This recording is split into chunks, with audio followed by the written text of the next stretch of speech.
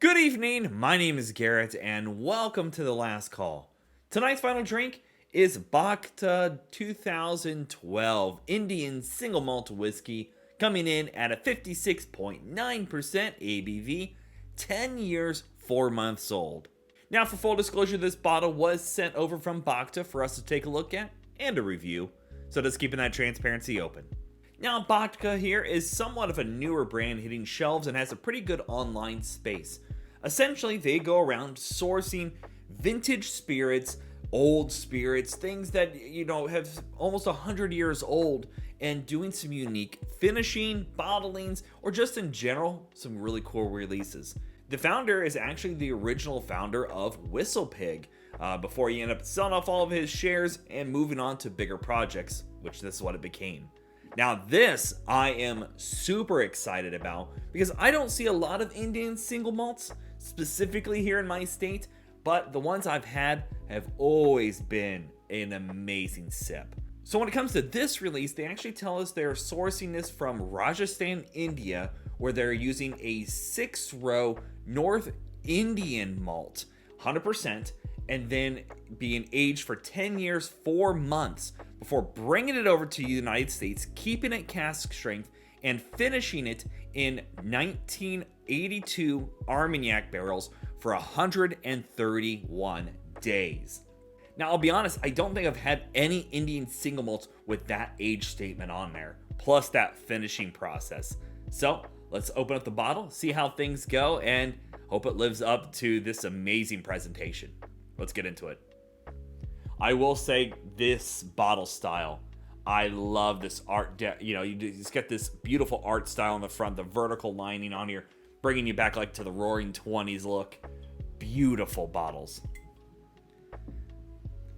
As always, make sure you like the video, subscribe to the channel, hang around for a bit, become a member if you'd like. If you're interested in some individual reviews over Bhakta that I've done, links to those videos will be up above and down below, along with a link to their website so you can check out this release for yourself, order it directly to your front door if they ship to your area, all that kind of good stuff. Beautiful. I'm excited. Again, I've had a couple cask strength Indian single malts. I'm really pumped. Glass decanter top on there, a little rubber seal. Beautiful.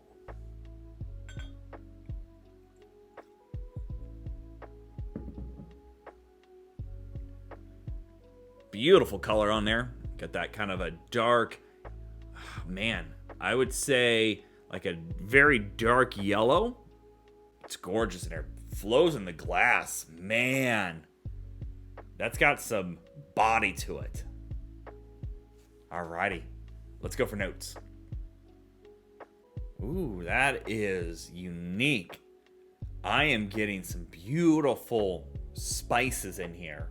You're definitely getting that kind of malted barley to things, but the age on that, very soft.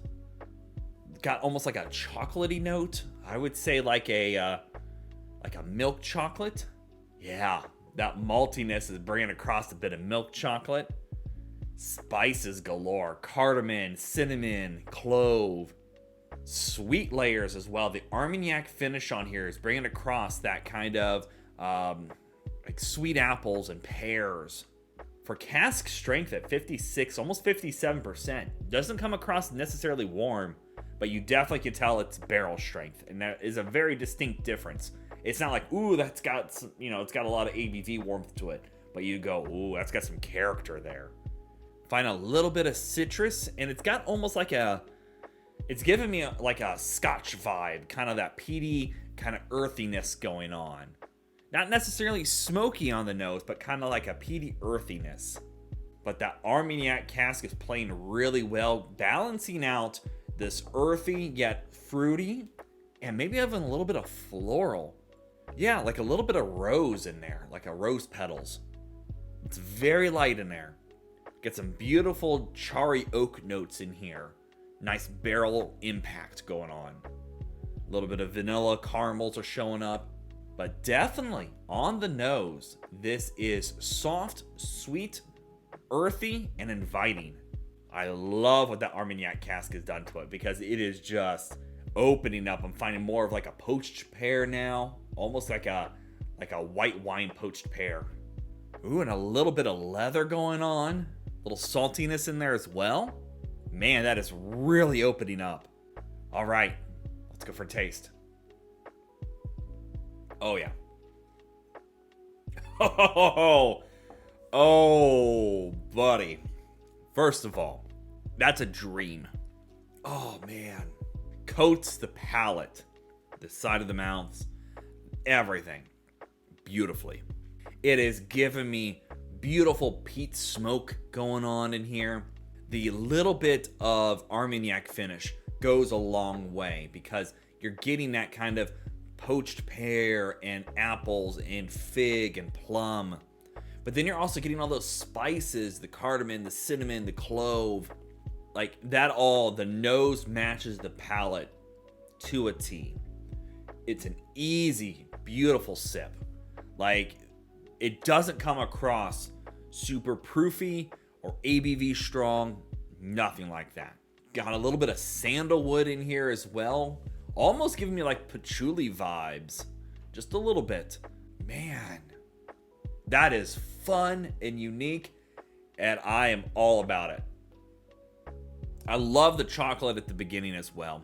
It's got kind of a more dark chocolate note going on, and then it opens up with those more rich fruit characteristics.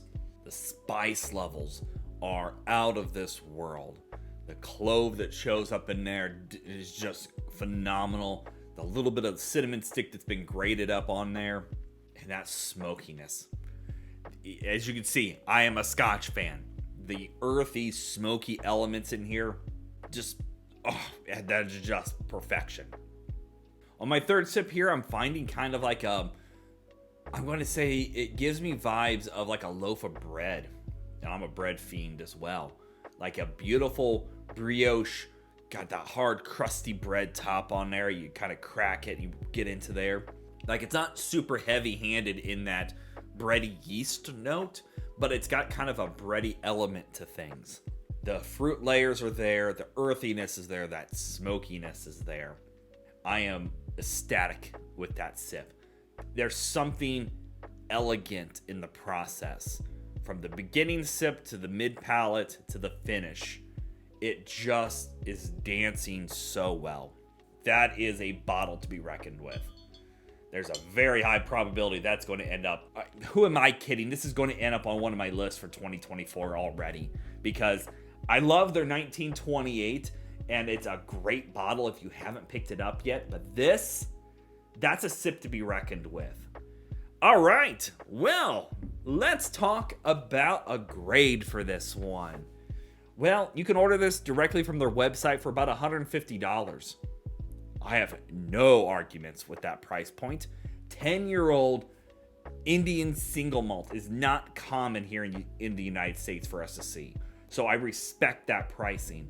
I give it a very solid 8. I think that the process from beginning to middle to end, you have a beautiful age statement on here, keeping it cask strength, and that finish, bravo.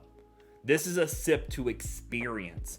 You can easily get a pour of that at a bar somewhere or experience it with a friend and just really hone in some gorgeously done flavors on that.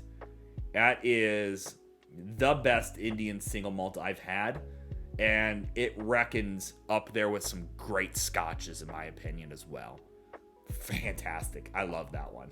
And again, if you're interested in learning more about Bhakta and any of their releases, a link to their website will be down in the description area below. Go show them some love.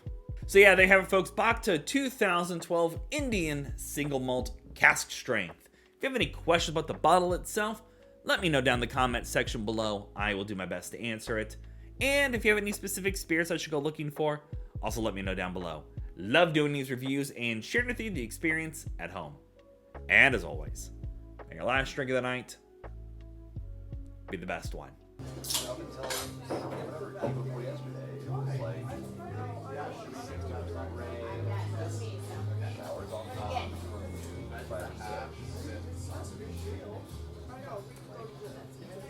You know, I even like it might